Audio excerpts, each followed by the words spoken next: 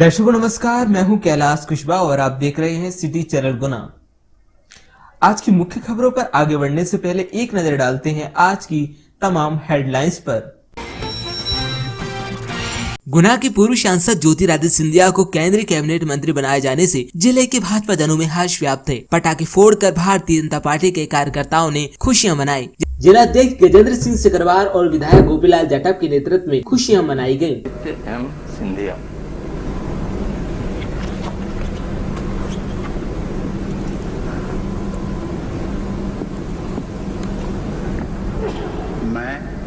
मैं ज्योतिरादित्य माधवराव सिंधिया ईश्वर की शपथ लेता हूं कि मैं विधि द्वारा स्थापित भारत के संविधान के प्रति सच्ची श्रद्धा और निष्ठा रखूंगा। मैं भारत की प्रभुता और अखंडता अक्षुण्ण रखूंगा। मैं संघ के मंत्री के रूप में अपने कर्तव्यों का श्रद्धापूर्वक और शुद्ध अंतःकरण से निर्वाह करूंगा।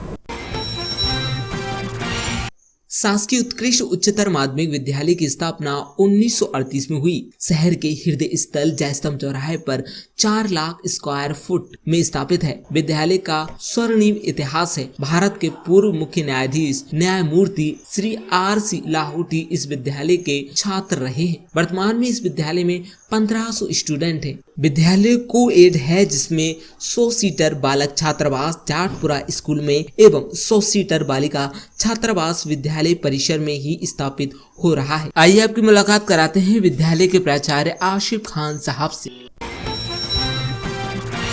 बीते 1 दशक से अधिक समय से गुना शहर का मुख्य केंद्रीय एजेंडा पानी रहा है। कभी टोंटी विहीन नलों में टोंटी लगाना हो या भुजरिया तालाब गहरीकरण, कभी शिंगवासा, कभी गुनिया नदी, कभी पुराने तालाबों को संवारने की कवायद हो या पनरिया और ओडिया नदी। आज शहर ने रेन वाटर हार्वेस्टिंग पर अपना ध्यान केंद्रित किया है। बीते 3 दिनों के थोड़े से प्रयासों में सिटी कोतवाली उत्कृष्ट स्कूल, जिला हॉस्पिटल, सिसोदिया कॉलोनी, छोटा जैन मंदिर, पीजी कॉलेज सहित अनेक संस्थाओं ने 60,000 वर्ग फीट से अधिक की छतों का पानी जमीन में उतारने का उपक्रम आरंभ कर दिया है। अगले 2 माह चलने वाले इस मिशन भूजल के संपन्न होने तक हम गुना की जल स्तर को बेहतर स्थिति में लाने में सफल होंगे, विश्वास है। इसके लिए नगर नागरिकों, सेवाभावी संगठनों, नगर पालिका व जिला कलेक्टर नोवल साहब का भरपूर सहयोग मिल रहा है। सभी के सहयोग का आभार।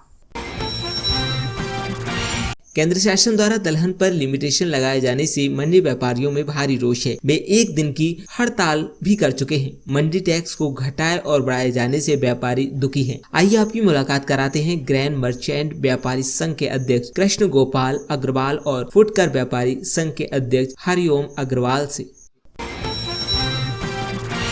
खुशखबरी आचार्य भगवान विद्यासागर जी महाराज के आशीर्वाद से एवं पूज्य मुनि श्री प्रसाद सागर जी महाराज सत्संग के परम सानिध्य में कुमराई नगर पंच कल्याण प्रतिष्ठा महोत्सव में श्री चंद्रप्रभ दिगंबर जैन मंदिर बरखेड़ा गिर्द की प्रतिमा पूज्य मुनि श्री शशन सानिध्य में प्रतिष्ठित हो गई है।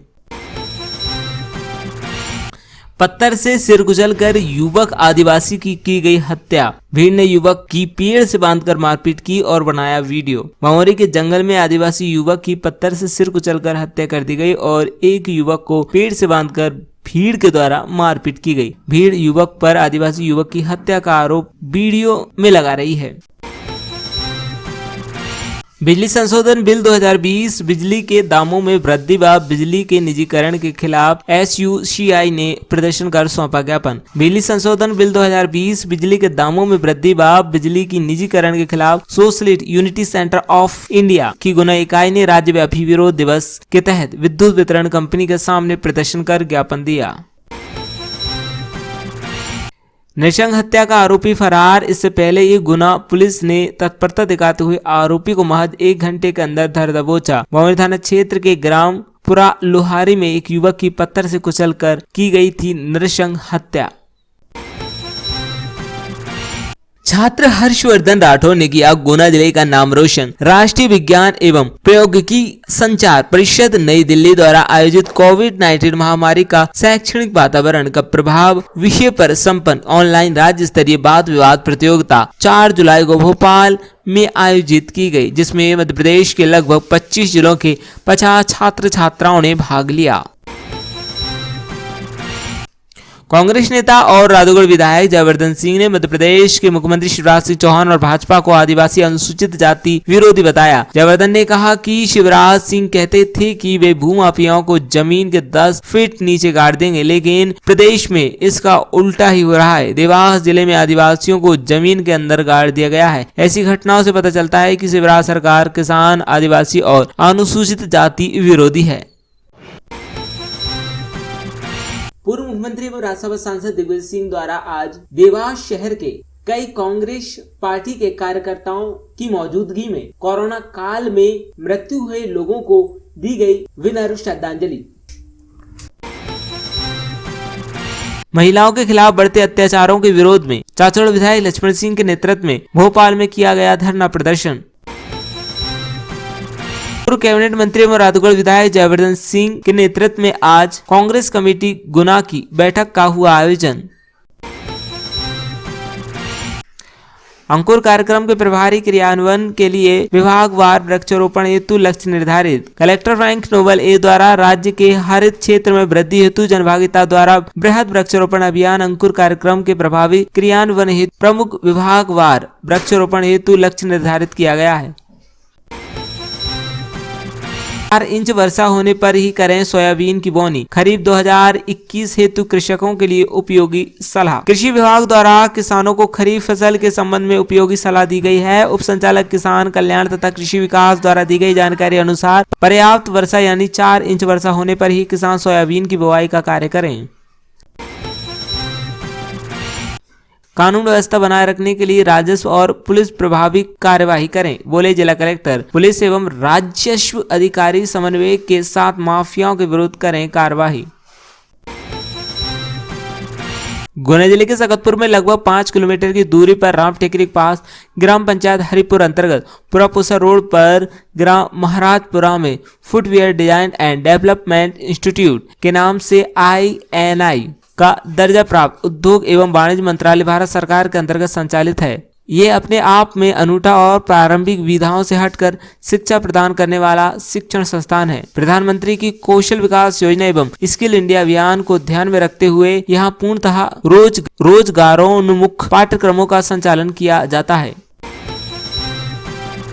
राष्ट्रीय स्वास्थ्य मिशन NHRM की संचालक छवि भारद्वाज एवं अतिरिक्त महाधिवक्ता पुष्पेंद्र यादव को तत्काल पद से हटाने को लेकर आज अपाक्ष द्वारा मुख्यमंत्री के नाम जिला कलेक्टर के माध्यम से सौंपा गया ज्ञापन। जिला कलेक्टर ने कुमराह तहसील का किया औचक निरीक्षण। आज जिला कलेक्टर फ्रैंक नोबल ए द्वारा कुमराह पहुंचकर तहसील का सामान्य निरीक्षण किया गया एवं कुमराह नगर में आ रहे गंदे पेयजल की समस्या को लेकर भी पत्रकारों द्वारा उनसे बात की गई। कार्यपालक अध्यक्ष राष्ट्रीय विधिक सेवा प्राधिकरण नई दिल्ली एवं मध्य प्रदेश राज्य विधिक सेवा प्राधिकरण जबलपुर के दिशा निर्देश अनुसार प्रधान जिला न्यायाधीश अध्यक्ष जिला विधिक सेवा प्राधिकरण गुना राजेश कुमार कोष्टा के मार्गदर्शन में नेशनल लोक अदालत 10 जुलाई 2021 को जिला स्तर पर एवं तालुका न्यायालय चाचौड़ा राधौगढ़ आरोन में आयोजित की जा रही है। उक्त नेशनल लोक अदालत के प्रचार हेतु प्रचार वाहन साइकिल रिक्शा जो कि जिला न्यायाधीश अध्यक्ष जिला विधिक सेवा प्राधिकरण गुना राजेश कुमार कोष्टा ने हरी झंडी दिखाकर न्यायालय प्रांगण से रवाना किया। आरोन थाने में गुमशुदगी की रिपोर्ट हुई दर्ज। कल दोपहर आरोन के समीप बरौद से एक बुजुर्ग घर पर बाजार की कहकर निकला था। सुबह घर वापस नहीं आया। पोते ने थाने में रिपोर्ट दर्ज कराई है। जो भी व्यक्ति को ये व्यक्ति दिखे तो जरूर पुलिस थाने में सूचना दें। थाने में क्यों आना हुआ आपका? हमारे दादाजी गुम हो गए। कब हुए? कल 11 बजे। तो अभी आप थाने में उनकी FIR दर्ज हाँ। करें। कैसा क्या रहा बताएं, कैसे क्यों गए हैं घर? दादाजी घर से बोले थे मक्का लेने जा रहा हूँ। फिर वापस नहीं आए? हाँ 2 किलो मक्का ले आऊँ तब मैंने आऊँ। फिर उसके बाद वापस नहीं। चलो ठीक।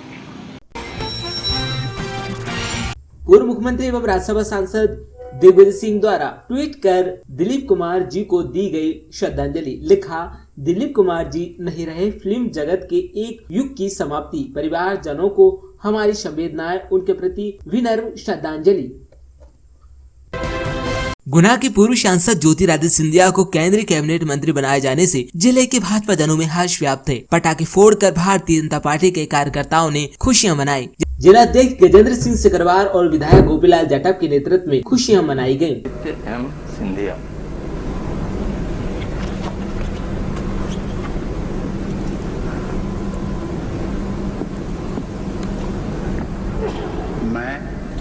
मैं ज्योतिरादित्य माधवराव सिंधिया ईश्वर की शपथ लेता हूं कि मैं विधि द्वारा स्थापित भारत के संविधान के प्रति सच्ची श्रद्धा और निष्ठा रखूंगा। मैं भारत की प्रभुता और अखंडता अक्षुण्ण रखूंगा। मैं संघ के मंत्री के रूप में अपने कर्तव्यों का श्रद्धापूर्वक और शुद्ध अंतःकरण से निर्वाह करूंगा तथा मैं भय या पक्षपात, अनुराग या द्वेष के बिना सभी प्रकार के लोगों के प्रति संविधान और विधि के अनुसार न्याय करूंगा। मैं ज्योतिरादित्य माधवराव सिंधिया ईश्वर की शपथ लेता हूं कि जो विषय संघ के मंत्री के रूप में मेरे विचार के लिए लाया जाएगा अथवा मुझे ज्ञात होगा, उसे किसी व्यक्ति या व्यक्तियों को तब के सिवाय जबकि ऐसे मंत्री के रूप में मैं अपने कर्तव्यों के सम्यक निर्वहन के लिए ऐसा करना अपेक्षित हो, मैं प्रत्यक्ष या अप्रत्यक्ष रूप से संसूचित या प्रकट नहीं करूंगा।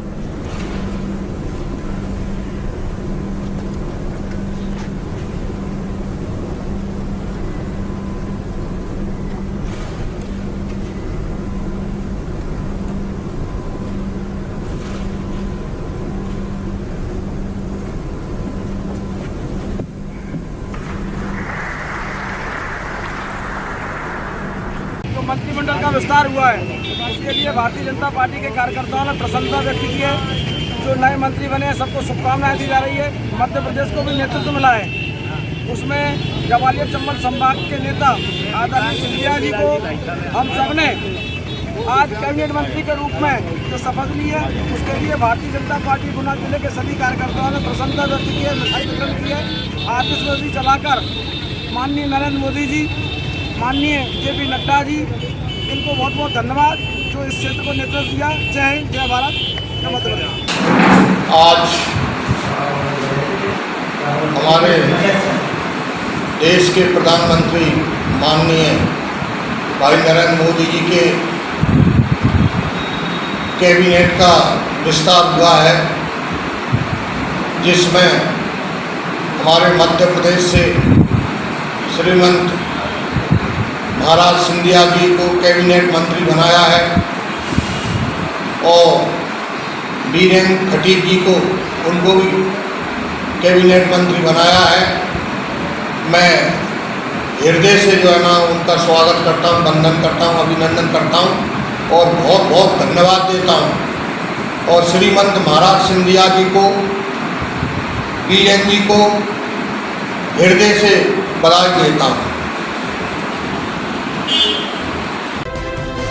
शासकीय उत्कृष्ट उच्चतर माध्यमिक विद्यालय की स्थापना 1938 में हुई। शहर के हृदय स्थल जयस्तंभ चौराहे पर 4 लाख स्क्वायर फुट में स्थापित है। विद्यालय का स्वर्णिम इतिहास है। भारत के पूर्व मुख्य न्यायाधीश न्यायमूर्ति श्री RC लाहौटी इस विद्यालय के छात्र रहे हैं। वर्तमान में इस विद्यालय में 1500 स्टूडेंट हैं। विद्यालय को एड है, जिसमें 100 सीटर बालक छात्रावास जाटपुरा स्कूल में एवं 100 सीटर बालिका छात्रावास विद्यालय परिसर में ही स्थापित हो रहा है। आइए आपकी मुलाकात कराते हैं विद्यालय के प्राचार्य आशिफ खान साहब से।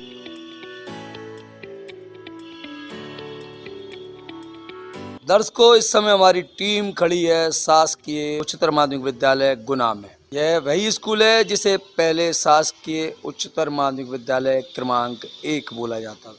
हम जैसे हजारों स्टूडेंट इस स्कूल में पढ़े हैं।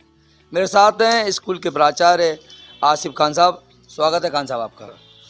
अभी जल बचाओ अभियान की टीम ने पिछले 2 दिन पहले ही काम करना शुरू किया और उन्होंने ये जो अपने बहुत पुराना 1938 का जो कुआं है उसको आप जी हाँ जी विद्यालय कर रहे हैं जी विद्यालय के प्रांगण में 1938 में निर्मित एक कुआं है जो आजकल ऊपर से बंद करके वो पूर दिया गया है। हमने प्रयास किया है कि हम इसका सफाई करवा के और जो स्कूल की मेन बिल्डिंग और NCC यूनिट है इसका पानी रेन वाटर हार्वेस्टिंग में हम इसके भीतर लाएंगे। तो इससे न केवल हमारा यहाँ का जल स्तर बढ़ेगा बल्कि विद्यालय में जो 100 सीटर गर्ल्स छात्रावास बन रहा है उसकी भी पानी की समस्या हल होगी। सर यहाँ एक वाद विवाद प्रतियोगिता भी पिछले दिनों हुई थी, उसमें उसके भी हाँ, ये एक और सूचना है कि राज्य विज्ञान एवं संस्कृति विभाग द्वारा ऑनलाइन कक्षाओं का विद्यार्थियों की शिक्षण पर नकारात्मक प्रभाव पड़ा है या सकारात्मक, इसको लेकर एक जिला स्तरीय प्रतियोगिता हुई। उसमें विद्यालय का एक छात्र सम्मिलित हुआ, एक बालिका वंदना कॉन्वेंट स्कूल से चयनित हुई। फिर इसके बाद जिला स्तरीय प्रतियोगिता जब हुई, राज्य स्तरीय प्रतियोगिता जब हुई, तो उसमें 25 जिलों के 50 प्रतिभागियों ने भाग लिया। उनमें उत्कृष्ट विद्यालय के छात्र हर्षवर्धन राठौर ने तृतीय स्थान प्राप्त किया, तो उस छात्र को भी आज बधाई दी। उत्कृष्ट विद्यालय के नाम एक और रिकॉर्ड है कि यहाँ वैक्सीनेशन सेंटर भी पिछले दिनों लगातार चल रहा है, जो कि गंभीर जोखिम वाले लोगों के लिए लगाया गया, स्पेशली लगाया गया था। उच्च जोखिम समूह के लोगों का वैक्सीनेशन के लिए लगातार बड़े सत्र यहाँ आयोजित किए गए, जिसमें व्यापार महासंघ और दूसरे संगठनों ने बढ़ चढ़कर भाग लिया और काफ़ी बड़ी संख्या में लोगों का वैक्सीनेशन हुआ, उन्हें अच्छी सुविधाएं उपलब्ध कराई। शासकीय उच्चतर माध्यमिक विद्यालय गुना एक का पुराना बहुत रिकॉर्ड रहा है। उत्कृष्ट बनने के बाद इस स्कूल का ऐतिहासिक स्कूल है, बड़ी बड़ी हस्तियाँ इस स्कूल में पढ़ी। आप भी शायद इसी में ही पढ़े होंगे, मैं भी। हाँ, ये अधिकांश लोग यहीं के पढ़े हुए हैं। पहले ये क्रमांक एक हुआ करता था 2001 से पहले, उसके पहले ये बहुउद्देशीय था और महाविद्यालय भी सबसे पहले इसी बिल्डिंग में संचालित हुआ था। तब वो विक्रम यूनिवर्सिटी से संबद्ध था, बाद में जीवाजी यूनिवर्सिटी से कॉलेज की बिल्डिंग बनने के बाद वहाँ गए। और इसके जो एलुमिनी हैं, हम कोरोना के पहले एक प्रयास कर रहे थे एलुमिनी मीट का। सर्वोच्च न्यायालय के माननीय मुख्य न्यायाधीश लाहौटी जी भी इसी विद्यालय से पढ़े हुए हैं, तो हम पुराने सारे लोगों को एकत्र करके उनका आशीर्वाद लेना चाहते थे। कोविड से स्थितियां सामान्य होने के बाद हम पुनः प्रयास करेंगे आपके सहयोग से। कोविड ने शिक्षा के क्षेत्र में भारी व्यवधान उत्पन्न किया है। अगर कोई क्षेत्र सबसे ज़्यादा प्रभावित है वो शिक्षा का। आपके 10वीं और 12वीं की परीक्षा भी नहीं हो पाई, तो जो स्टूडेंटों को जो समस्या आई है वो कैरियर में भी 2 साल पीछे हुए, तो क्या कहते हैं? बिल्कुल, कोरोना का प्रभाव तो जनजीवन पर बहुत पड़ा है और दूसरी बात ये कि बच्चों का जीवन सबसे इम्पोर्टेंट है, इसलिए इस कष्ट को सहना भी ज़रूरी था, क्योंकि सबसे ज़्यादा संक्रमण के चांसेस जो होते हैं वो बच्चों से ही फैलते हैं। फिर भी बच्चे घर पे पढ़ रहे हैं। अब हालांकि ऑनलाइन में शिफ्ट करने में उतना जुड़ाव नहीं हो पाता बच्चों से, और उस तरह से वो सीख भी नहीं पाते जिस तरह से वो कक्षा में अनुशासित रह के वो पढ़ते हैं। लेकिन फिर भी बच्चे भी लेट के चाय जैसे पढ़ते रहते हैं। लेकिन अब बच्चे भी महत्व समझ रहे हैं इस बात का, पढ़ाई शुरू कर रहे हैं और उम्मीद करते हैं कि कोविड से जल्दी मुक्ति मिले। इसके बाद पुनः कक्षाएं, ये सांस्कृतिक गतिविधियां फिर प्रारंभ हो। आसिफ खान साहब को अंग्रेजी के एक अच्छे प्रोफेसर के रूप में जाना जाता है और अभी राज्य स्तरीय भी एक पुरस्कार आपको प्राप्त हुआ, तो क्या है वो? ऐसा था, ये उत्कृष्ट विद्यालय में आने के लिए उन्होंने एक राज्य स्तरीय परीक्षा आयोजित की थी और इंग्लिश में मैंने उसमें प्रदेश में प्रथम स्थान प्राप्त किया। पिछले 33-34 साल से अंग्रेज़ी पढ़ा रहा हूँ। आजकल मैं यूट्यूब पे लाइव इंग्लिश पढ़ा रहे हैं हम सुबह 8 बजे। तो चूँकि बच्चे ऑफलाइन पढ़ने नहीं आ सकते, तो ये एक तरीका निकाला है, नई नई बातें सीखे हैं लॉकडाउन के दौरान, उनका उपयोग कर रहे हैं तकनीक का सहारा लेके।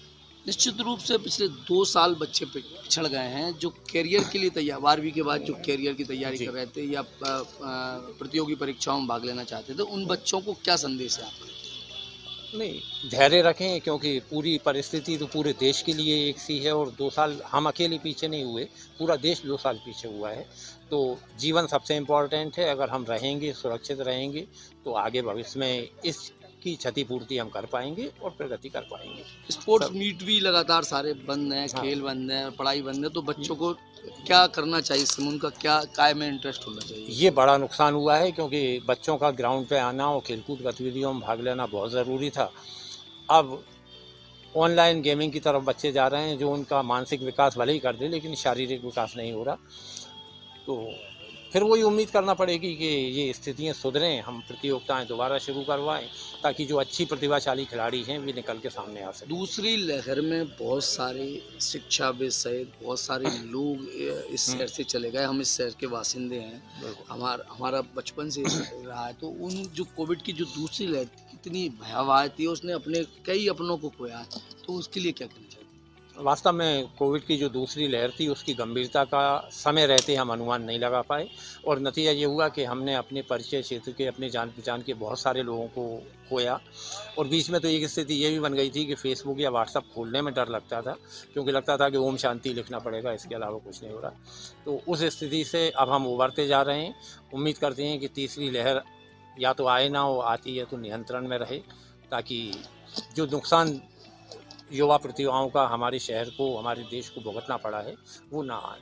संजय स्टेडियम को अब हॉकी ग्राउंड के रूप में जाना जाएगा, एस्ट्रो टर्फ लग रही है, पर वो तो बहुत परम खुशी की बात है। मैं भी एक स्पोर्ट्समैन हूँ, पर ये क्रिकेट सहित अन्य गेमों के लिए एक सर्व सुविधा युक्त स्टेडियम होना चाहिए। आप खिलाड़ी भी रहे हैं, तो क्या कहना चाहते हैं? नहीं, सर्व सुविधा संपन्न कॉम्प्लेक्स की मांग तो अपनी बहुत पुरानी है। हम लगातार कई स्तर पे आप लोग भी प्रयास करते रहे, लेकिन वो चूँकि अब एस्ट्रो टर्फ के नाते केवल हॉकी के लिए सीमित हो गया, तो एक ज़रूरी है कि एक ऐसा कॉम्प्लेक्स बने जहां अलग अलग तरह के इंडोर आउटडोर गेम्स की सुविधा बच्चों को रहे और साथ ही अच्छे प्रशिक्षक उपलब्ध हों जो बच्चों को उनकी बेसिक समझा पाएँ, ताकि हमारे यहाँ के खिलाड़ी राष्ट्रीय स्तर पर, राज्य स्तर पर अच्छा प्रदर्शन कर पाएँ। क्या संदेश है एक शिक्षाविद के रूप में बच्चों के लिए जो पढ़ नहीं पा रहे हैं, युवा हैं और उत्साह से भरे हुए हैं? देखो, नई पीढ़ी तो हमेशा ऊर्जा से भरी रहती है, वो अपने रास्ते खुद निकालती है। फिर भी सामान्य संदेश ये है कि धैर्य रखें, इस ख़राब वक्त को गुजरने दें, क्योंकि ख़राब वक्त की सबसे अच्छी बात ये होती है कि वो ज़्यादा दिन नहीं रहता, तो ये वक्त भी गुजरेगा और हमारा जीवन पुनः नॉर्मल स्थिति में आएगा और हम सब अच्छा जीवन जी पाएंगे। धन्यवाद। Thank you.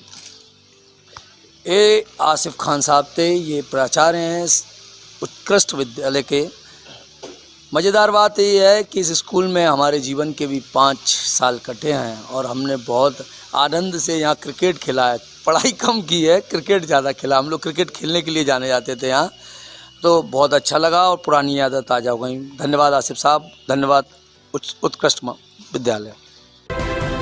केंद्र शासन द्वारा दलहन पर लिमिटेशन लगाए जाने से मंडी व्यापारियों में भारी रोष है। वे एक दिन की हड़ताल भी कर चुके हैं। मंडी टैक्स को घटाए और बढ़ाए जाने से व्यापारी दुखी हैं। आइए आपकी मुलाकात कराते हैं ग्रैंड मर्चेंट व्यापारी संघ के अध्यक्ष कृष्ण गोपाल अग्रवाल और फुटकर व्यापारी संघ के अध्यक्ष हरिओम अग्रवाल से। दर्शकों नमस्कार, आज आपकी मुलाकात करा रहे हैं गुना के व्यापारी संघ के पदाधिकारियों से। सबसे पहले मैं आपकी बात कराता हूं कृष्ण गोपाल अग्रवाल जी से, जो कि ग्रैंड मर्चेंट एसोसिएशन के अध्यक्ष हैं। आपका स्वागत है जी, धन्यवाद। और दूसरी मेरी बाईं तरफ बैठे हैं हरिओम अग्रवाल जी, जो कि फुटकर गल्ला व्यापारी संघ के अध्यक्ष हैं। जी धन्यवाद सर। पहला सवाल आपसे सर, सरकार ने जीन्स पर लिमिटेशन लगा दी है, दलहन और तिलहन पर, क्या मामला है पूरा? नहीं, तिलहन पे नहीं लगाया, दलहन पे लगाया है। तो सारी दलहनों को मिला के 2000 कुंटल व्यापारी रख सकता है और एक दलहन को 1000 कुंटल। एक दलहन अगर कोई है तो 1000 कुंटल रख सकता है। वैसे ही कोरोना की मार से व्यापारी बहुत परेशान है और इस समय की जो लिमिटेशन लगाने से आपको क्या लगता है व्यापार पर क्या अंतर पड़ेगा? पिछले 2 साल से तो व्यापारी बहुत प्रभावित है इस कोरोना काल में, और इस लिमिटेशन से व्यापारी बहुत परेशान है और वो समझ नहीं पा रहा है कि ऐसी स्थिति में क्या करें। एक तरफ माननीय प्रधानमंत्री जी बोलते हैं कि किसान को हम डबल आय दिलाएंगे। जब व्यापारी परेशान है तो किसान तो ऑटोमेटिक परेशान। जब व्यापारी किसान की फसल को लेवाल कोई मंडियों में नहीं मिलेगा। सीजन पे चने के भाव थे 53-54 रुपये, आज पूरी दलहन सपोर्ट प्राइस के अंदर बिक रही है, समर्थन मूल्य के अंदर, समर्थन मूल्य के अंदर बिक रही है। फिर ये निर्णय बिना सोचे समझे लिया हुआ निर्णय है, जो ना किसान के हित में, ना व्यापारी के हित में, किसी के हित में नहीं है। आपकी समझ में लिमिटेशन दलहन पे लगाने का क्या उद्देश्य हो सकता है सरकार का, जबकि आपका कहना है कि 5300-5000 के अंदर बिक रहा है और दाल 6500 रुपए के करीब आसपास बिक रही है? तो दाल 60 रुपए के अंदर बिक रही है, मतलब हाँ, मतलब चना 45-46-47 रुपए मंडी में बिक रहा है। हाँ, तो उस हिसाब से 60 रुपए किलो या खुदरा मूल्य में माने तो 65 रुपए किलो दाल बिकना चाहिए इस समय मार्केट में जी। तो उसमें लिमिटेशन लगाने का क्या उद्देश्य हो सकता है सरकार का? नहीं, कुछ समझ में नहीं आ रहा सरकार ने किस उद्देश्य से लिमिटेशन लगाया, ये भी कुछ समझ से परे है। देखिए, व्यापारियों की अपनी समस्याएं हैं, उनके अपने खर्चे हैं, उसमें क्या प्रभाव पड़ रहा है इस पूरे कोरोना काल के दौरान? नहीं, अभी पिछले जो सीजन पे मान लो व्यापारी ने माल ले रखा है, एकदम और मार्केटों में अफरा तफरी हो जाएगी, उस माल को लेवाल नहीं मिलेगा और किसान का माल और सस्ता बिकेगा। और तो व्यापारी क्या चाहते हैं इस मामले में? व्यापारी जो सरकार ने जो लिमिट लगाई है उसको वापस लिया जाए। बिना सोचे समझे विचार के हुए ये लिमिट लगाई गई है। तो दूसरी ओर तिलहन की रेटें बहुत आसमान छू रही हैं, तेल बाजार में बहुत महंगा है, उस पर क्यों ये लिमिटेशन नहीं लगाई आप उस पर कुछ किया ही नहीं, कुछ करें उस पर। आवश्यकता तो उस पर लगाने की थी। आवश्यकता तो उस पर लगाने की थी। दलहन तो पूरा समर्थन मूल्य से नीचे ही, एक मसूर को छोड़ के। एक मसूर जरूर ऐसा आइटम है जो समर्थन मूल्य से ऊपर। मेरा एक छोटा सा सवाल है कि मान लो दाल सस्ती कर देते हैं और तेल महंगा कर देते हैं, महंगा है ही, तो उपभोक्ता को जो अंतिम व्यक्ति है उसको तो महंगी चीज़ ही मिल रही है। आप दाल पे कितनी भी लिमिटेशन लगा लो, तेल अगर बहुत महंगा है तो वो तो उसको तो महंगा ही पड़ेगा ना, बनाने वाले को तो दाल महंगी पड़ रही है। दाल तो बिना तेल के बनेगी नहीं साहब, दाल में भी तो तेल चाहिए। वही तो कह रहा हूँ ना, वही मेरा कहना है। जो चीज़ महंगी है, जिससे डबल हो गई है, उस पर तो कोई कंट्रोल गवर्नमेंट का रहा नहीं। 250 गुना की वृद्धि, 60 से 80 रुपए में बिकने वाला तेल 200 रुपए के करीब जा रहा है। पिछले 6 महीने पहले गवर्नमेंट ने दलहनों को आवश्यक वस्तुओं से बाहर कर दिया था। उसमें ये भी आश्वासन दिया था कि जब तक सपोर्ट प्राइस से 1.5 भाव नहीं होते, जब तक इस पर कोई कंट्रोल नहीं किया जाएगा। जबकि सपोर्ट प्राइस के सारी दलहन अंदर हैं। इस समय कैसे गवर्नमेंट ने ये डिसीजन लिया, ये समझ से परे। व्यापारियों की ओर से फाइनल अंतिम बात आप क्या कहना चाहते हैं?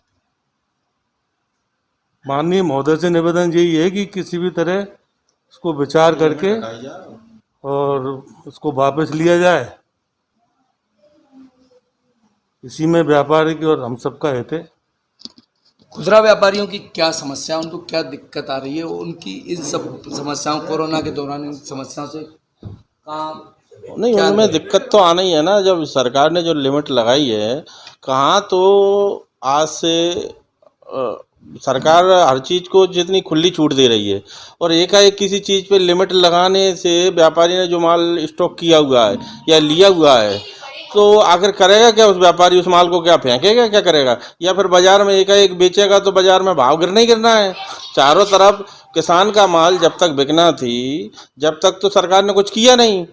जब किसान का माल बिक गया, व्यापारी के घर में आ गया, व्यापारियों के बैराज में स्टॉक हो गया, तो आखिर सरकार चाहती क्या है इस मामले में? कि व्यापारी सारे पैसे किसान को दिलवाने के बाद में क्या व्यापारी को जेब से पैसे निकलवाना चाहती है? मतलब आपका कहना है कि किसान को तो पूरा पैसा दिला दिया, व्यापारी पैसा व्यापारी को नुकसान दिलाना चाहती है। इसका मतलब 100 की चीज 75 में बेचे वो। किसान को तो ज्यादा से ज्यादा पैसे दिलाना चाहती है सरकार, और व्यापारी की चाहती है कि जो पैसे 100 रुपया 75 रुपये करे जी। व्यापारी की अपने भी बहुत दिक्कतें हैं, उसके खर्चे। व्यापारी की तो एक अपनी अलग समस्या है। 2 साल से तो वैसा ही परेशान है। जो सीजन का समय पिछले साल भी कोरोना में निकल गया, इस साल भी कोरोना में निकल गया, और उसके बाद में ऐसी क्या जरूरत पड़ रही थी अभी, जिसमें चने की तो बम्पर पैदावार है, कोई ऐसे भाव नहीं है। पिछले सालों में 100 रुपये बिक गया चना, अभी तो कोई भाव ही नहीं थे। 50 रुपये की मंडियों में भाव है अभी, और जिसमें अभी पहले 55-56 रुपये बिक गया चना। आज चने की कीमत 50 रुपये के लगभग है। बाजार में मद्दा ही है, बाजार में मंदी ही है। मंदी में और इन्हें एक दूसरी बात सरकार की समझ में यही नहीं आती कि 1000 का लिमिटेशन कर दिया। लाखों कुंटल जो माल आ रहा है तो जाएगा कहाँ? आखिर जब तुमने लिमिटेशन कर दिया साहब, व्यापारी 1000 कुंटल से ना ले, तो इससे कहीं ना कहीं किसान को भी नुकसान। किसान का बिकेगा ना, माल लेगा कौन फिर? सब व्यापारियों का मान लो उनकी लिमिट बना दी तुमने साहब, 1000 कुंटल ज़्यादा नहीं लेंगे आप। आखिर एक्सचेंज माल आएगा तो जाएगा कहाँ? जाएगा तो कम भाव में ही बिकेगा। व्यापारी क्या करेगा? आखिर उसे कहाँ तक लेगा, क्या करेगा? और जिन पे पहले का खरीदा हुआ रखा है उसको क्या करे भाई व्यापारी? मेरा एक सवाल है कि व्यापारी तो बहुत समझदार है, वो तो समझ गया अगर लिमिटेशन लग गई तो वो खरीदेगा नहीं, और नहीं खरीदेगा तो किसान पौने पौने दाम पर बेचेगा। बेचनी पड़ेगी ना उसे, अगर उसे बेचना है तो बेचनी पड़ेगी। कहाँ ले जाएगा? आखिर क्या करेगा वो? पिछले दिनों आपने 1 दिन की सांकेतिक हड़ताल की थी, उस हड़ताल से अभी तक कोई रिजल्ट नहीं आया, तो आगे क्या योजना है आपकी? आगे योजना यही है कि अभी जब तक सब ऊपर तक अपन बात पहुंचा रहे हैं, सब लोगों को ज्ञापन दिए, गुना में भी ज्ञापन दिए गए हैं, और पूरे मध्य प्रदेश के क्या पूरे ज्ञापन दिए? अपने SDM महोदय को दिया था, अपन डिप्टी कलेक्टर महोदय को गए थे देने, कलेक्टर साहब थे नहीं उस समय, तो डिप्टी कलेक्टर महोदय को दिया था।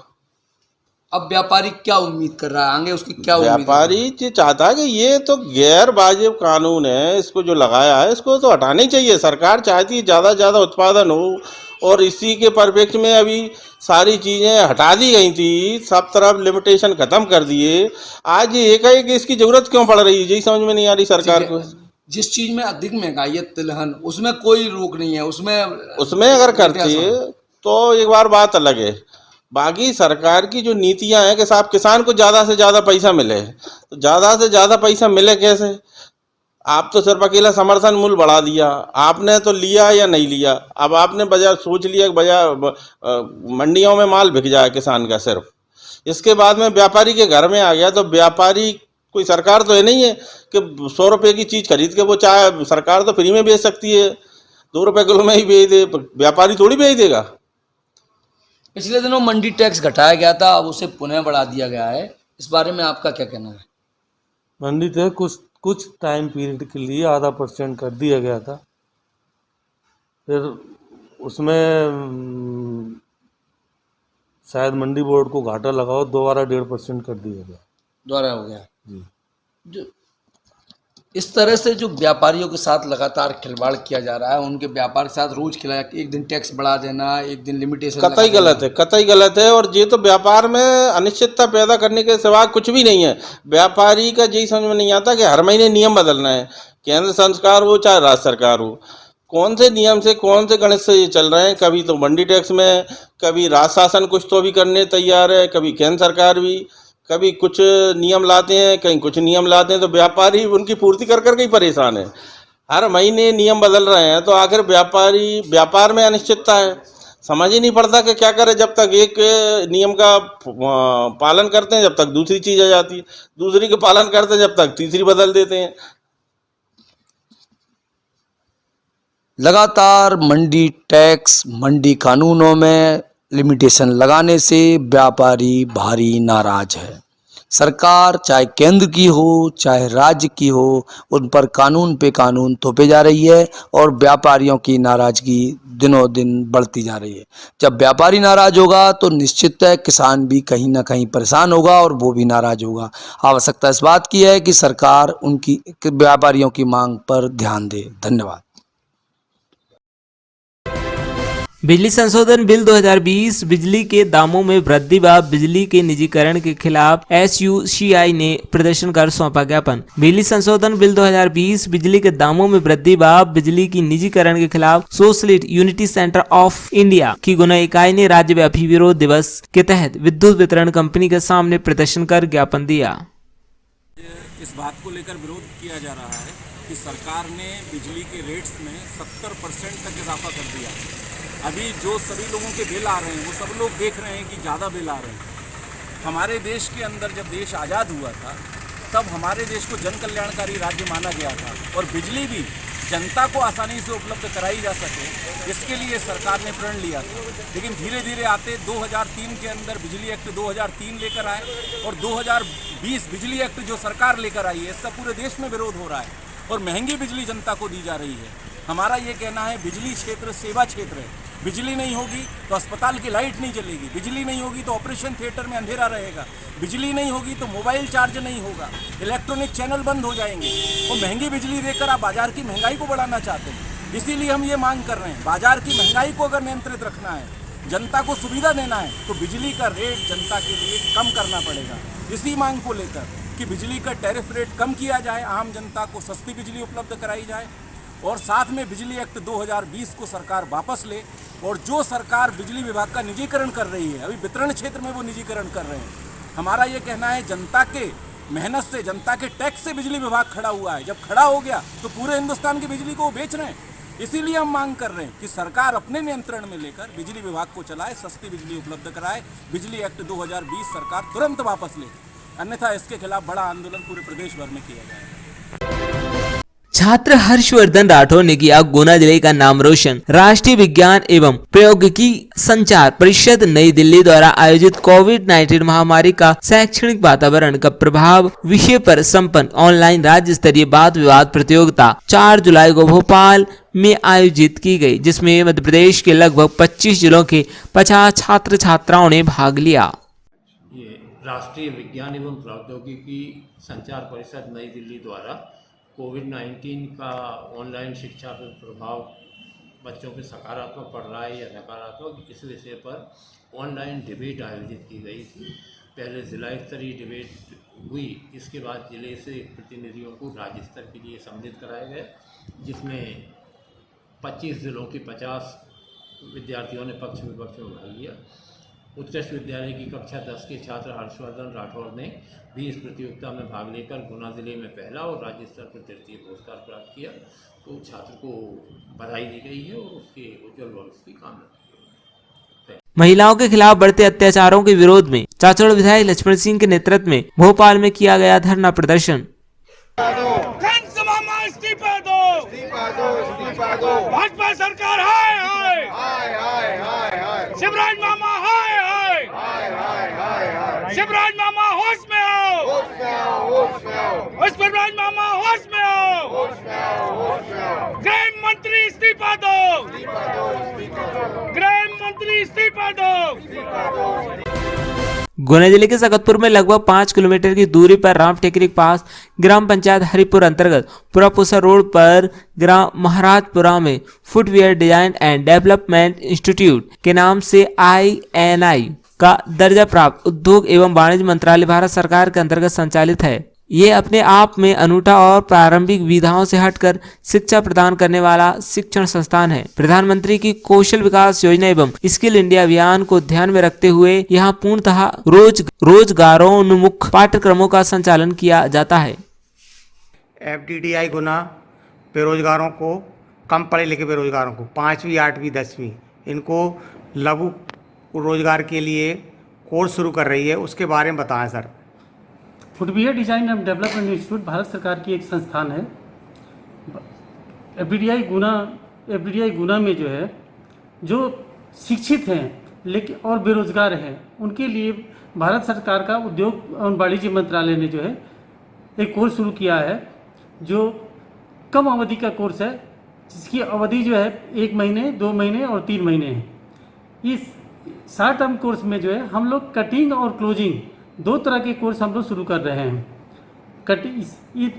इस अवधि में हम जो भी शिक्षित हैं और जो बेरोजगार हैं उनके लिए जो है हम उनको 1 महीने, 2 महीने और 3 महीने में जो है उनको हम ऑपरेटर बनाएंगे। मीन्स किसी भी कटिंग का कोई मशीन है या क्लोजिंग का मशीन है, उसकी पूरी जानकारी, उसके साथ साथ लेदर के डायरेक्शन, कटिंग का तरीका, मशीन का ऑपरेशन, उसके हाइट का एडजस्टमेंट, ये सब जितनी भी टेक्निकल जानकारी है वो हम इस अवधि में उनको दे के जो है एक ऑपरेटर बनाएंगे। ऑपरेटर बनाने के बाद किसी भी फुटवियर इंडस्ट्रीज में उनको जो है हम प्लेस कराएंगे। ये हमारा 100% प्लेसमेंट होगा। मीन्स जो स्टूडेंट्स हमारे यहाँ जो है एडमिशन लेंगे, उनको रोज़गार देने के बाद ही हम जो है अपने कैंपस से जो है छोड़ेंगे। योग्यता क्या रहेगी? योग्यता हमारी 5वीं, 8वीं और 10वीं कुछ भी हो सकती है और एज की कोई लिमिट नहीं है। वो स्टूडेंट जो है 18 साल से लेके 45 साल के बीच में की एज का हो सकता है। ट्रेनिंग लेने के कितने दिन बाद इनका जो जॉब लग जाता है? ट्रेनिंग जो ही ये ख़त्म करेंगे, जो ही इनका ट्रेनिंग समाप्त होगा, इसके तुरंत बाद ही हम जो है किसी भी फुटवियर उद्योग में जो है इनको जॉब दिलवा देंगे। इस शॉर्ट टर्म के जो आपका जो कोर्सेज है, इसका शुल्क कितना रहेगा? देखिए, भारत सरकार द्वारा निर्धारित जो भी शुल्क होगा वो उनको देय होगा, क्योंकि जो आप समझते हैं कि लेदर जो है एक कास्टली आइटम है और उसके ऊपर हमें काम करवाना है। तो जो भी भारत सरकार द्वारा निर्धारित जो शुल्क होगा वो जो अभ्यर्थी को देना होगा। आपका नाम और पद? मेरा नाम RD सिंह है, मैं यहाँ का सेंटर इंचार्ज हूँ, FDDI गुना। राष्ट्रीय स्वास्थ्य मिशन NHRM की संचालक छवि भारद्वाज एवं अतिरिक्त महाधिवक्ता पुष्पेंद्र यादव को तत्काल पद से हटाने को लेकर आज अपाक्स द्वारा मुख्यमंत्री के नाम जिला कलेक्टर के माध्यम से सौंपा गया ज्ञापन।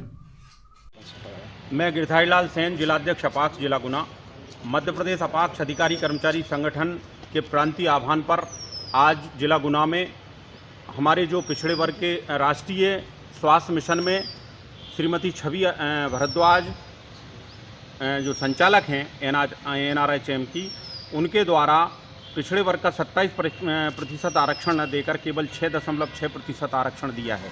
उसके विरोध में आज हम लोगों ने माननीय मुख्यमंत्री महोदय को श्रीमान कलेक्टर महोदय के माध्यम से ज्ञापन दिया है और मांग की है कि इस तरह के पक्षपातपूर्ण रवैया अपनाने वाले अधिकारी, संचालक राष्ट्रीय स्वास्थ्य मिशन छवि भारद्वाज और हमारे जो अतिरिक्त महाधिवक्ता हैं श्री पुष्पेंद्र यादव, इनको माननीय मुख्यमंत्री जी शीघ्र हटाएं। ये अनुसूचित जाति, जनजाति और पिछड़ी जाति से ये सौतेला व्यवहार कर रहे हैं, पक्षपातपूर्ण रवैया अपना रहे हैं और उनका जो संविधान में निहित आरक्षण है उसके साथ छेड़छाड़ कर रहे हैं और पर्याप्त आरक्षण जो नियमानुसार है वो देने में आनाकानी कर रहे हैं। इस तरह की नियम के विरुद्ध है, इनके विरुद्ध धारा 6 के तहत आपराधिक प्रकरण दर्ज हो और इनको तत्काल पद से हटाया जाए। धन्यवाद। आज ज्ञापन नहीं सौंपा गया? आज ज्ञापन इन सभी मांगों को लेकर संचालक राष्ट्रीय स्वास्थ्य मिशन छवि भारद्वाज और हमारे अतिरिक्त महाधिवक्ता पुष्पेंद्र यादव को पद से हटाए जाने के लिए और हमारे पिछड़ी जाति को जो अभी 2850 भर्तियां निकाली गई थी मई माह में राष्ट्रीय स्वास्थ्य मिशन की, उनमें जो 6.6% आरक्षण दिया है और जबकि सामान्य श्रेणी के जो आरक्षण 10% निर्धारित है उसकी जगह 22% आरक्षण दिया है, उसके विरोध में आज हमने ज्ञापन दिया है। और माननीय मुख्यमंत्री जी से हम आपके माध्यम से भी मांग करते हैं कि इस तरह के पक्षपातपूर्ण रवैया रखने वाले अधिकारी, जनप्रतिनिधि या जो भी वकील या अधिवक्ता या जो भी पदाधिकारी या अधिकारी हैं या जो संबंधित व्यक्ति हैं उनको तत्काल हटाया जाए। धन्यवाद। आपका शुभ नाम पद? मेरा नाम गिरधारी लाल सेन, अपाक्ष जिलाध्यक्ष जिला गुना। जिला कलेक्टर ने कुमराह तहसील का किया औचक निरीक्षण। आज जिला कलेक्टर फ्रैंक नोबल ए द्वारा कुमराह पहुंचकर तहसील का सामान्य निरीक्षण किया गया एवं कुमराह नगर में आ रहे गंदे पेयजल की समस्या को लेकर भी पत्रकारों द्वारा उनसे बात की गई। मतलब किस पर्पज से आज? देखिए ये एक नॉर्मल प्रोसेस रहता है, तहसील निरीक्षण, कोर्ट का निरीक्षण रहता है। तो कोर्ट का निरीक्षण आज किया गया था, तहसील कोर्ट एवं नायब तहसीलदार कोर्ट का निरीक्षण किया गया। सर क्या क्या कमियां दिखाई दी आपको? नहीं, जैसे हमारे जनरली रेवेन्यू कोर्ट्स में और क्रिमिनल जो हमारे केसेस रहते हैं उसमें थोड़े गैप्स दिखाई दे रहे थे, जहाँ रजिस्ट्रेशन का इश्यूज़ थे। तो उसके दिशा निर्देश दिए गए हैं, आवश्यक कार्रवाई हम लोग करेंगे, जो कार्रवाई करना है जिसके खिलाफ करना है वो कार्रवाई हम लोग अभी करेंगे। अच्छा सर, थोड़ा एक समस्या है पानी को लेकर के कुमराज में, उसके बारे में थोड़ा सर गंदा पानी आ रहा है, इस समस्या को थोड़ा क्या पब्लिक भी नाराज है? आपका जो बता रहे हैं नगर पालिका से जो पानी आ रहा है उसके जी उसके संज्ञान में मैं दिखवा देता हूँ उसको, है ना? जी सर, इसको जल्दी सोल्व करें। मैं दिखवा देता हूँ, ठीक है ना? ठीक है, चलिए, थैंक यू। कार्यपालक अध्यक्ष राष्ट्रीय विधिक सेवा प्राधिकरण नई दिल्ली एवं मध्य प्रदेश राज्य विधिक सेवा प्राधिकरण जबलपुर के दिशा निर्देश अनुसार प्रधान जिला न्यायाधीश अध्यक्ष जिला विधिक सेवा प्राधिकरण गुना राजेश कुमार कोष्टा के मार्गदर्शन में नेशनल लोक अदालत 10 जुलाई 2021 को जिला स्तर पर एवं तालुका न्यायालय चाचौड़ा राधुगढ़ आरोन में आयोजित की जा रही है। उक्त नेशनल लोक अदालत के प्रचार हेतु प्रचार वाहन साइकिल रिक्शा 2 की जिला न्यायाधीश अध्यक्ष जिला विधिक सेवा प्राधिकरण गुना राजेश कुमार कोष्टा ने हरी झंडी दिखाकर न्यायालय प्रांगण से रवाना किया।